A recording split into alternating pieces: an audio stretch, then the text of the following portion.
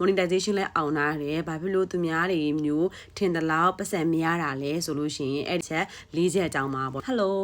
ပြောစရာလေးတစ်ခုရှိလို့ပေါ့နော်ဒီ TikTok ဂျပန်အကောင့်ဖွင့်ပြီးတော့မှ modernization လဲအောင်ပြီးသွားပြီဒါပေမဲ့အခုချိန်ထိပေါ့နော်ဗီဒီယိုတွေတင်နေ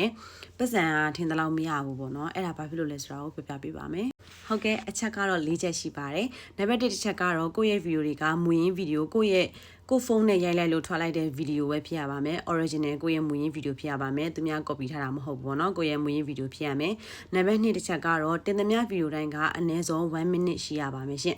နောက်တော့နံပါတ်3တစ်ချက်နံပါတ်3ချက်ကကြတော့ကိုယ့်ရဲ့ဗီဒီယိုတွေက for you ပေါ်တက်ရပါမယ်ရှင်ကိုဝေါ်တဲ့ကိုတကူးတကဝင်ကြည့်ပြီးတော့မှရတဲ့ view မဟုတ်ဘဲနဲ့ for you ပေါ်မှာရောက်နေတဲ့ view ဖြစ်ရပါမယ်ပြီးတော့အသေးလေးပါလေးလည်းပြရမယ်ပေါ့နော်နောက်နံပါတ်4တစ်ချက်ကကြတော့ကိုယ့်ရဲ့ဗီဒီယိုကိုကြည့်တဲ့သူတိုင်းကအနည်းဆုံး5စက္ကန့်ထိကြည့်ပေးရပါမယ်5စက္ကန့်မပြည့်ဘဲနဲ့မြင်တာနဲ့တန်းကြော်သွားတဲ့ဟာမျိုးဆိုလို့ရှိရင်တော့ view ကအဲ့ထဲမှာတိတ်မမှတ်ဘူးပေါ့နော်အဲ့လိုမျိုးလေးအချက်လေးတော့သိရထားပါတယ်နောက်ပြီးတော့ကိုတင်လိုက်တဲ့ဗီဒီယိုတွေကအနည်းဆုံး1000 view လောက်ရထားတယ်ဆိုလို့ရှိရင်တော့ဒီအကောင့်ကပတ်စံဝင်မှုအတွက်ပို့ပြီးတော့ကောင်းပါတယ်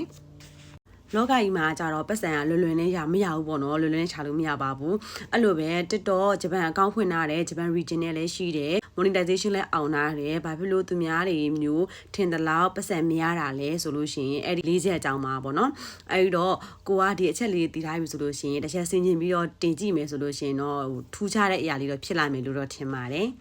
တကယ်တမ်းတွေးကြည့်မယ်ဆိုလို့ရှိရင်လည်းပဲဟုတ်တယ်ပေါ့နော် TikTok ရုံကဘယ်လိုပတ်စံလွယ်နဲ့ပြီးမှလဲပေါ့နော်အဲ့တော့ तू ပြောထားသလိုပဲမူရင်းဗီဒီယိုဖြစ်ဖို့ရ10မိနစ်အနည်းဆုံးတင်ထားတဲ့ဗီဒီယိုတွေကိုမှ तू က monetization အတွက်ပေါ့နော်ဒေါ်လာပေးဖို့တဲ့ထက်တွက်တာရယ်နောက်တစ်ခါကိုယ့်ရဲ့မူရင်းဗီဒီယိုဖြစ်ဖို့ပြီးတော့ရင် for you ပေါ်ရောက်ဖို့ for you ရောက်ပြီဆိုလို့ရှိရင်လည်းပဲကြီးတဲ့သူတွေစိတ်ဝင်စားအောင်အနည်းဆုံး5စက္ကန့်လောက်ကြီးဖြစ်အောင်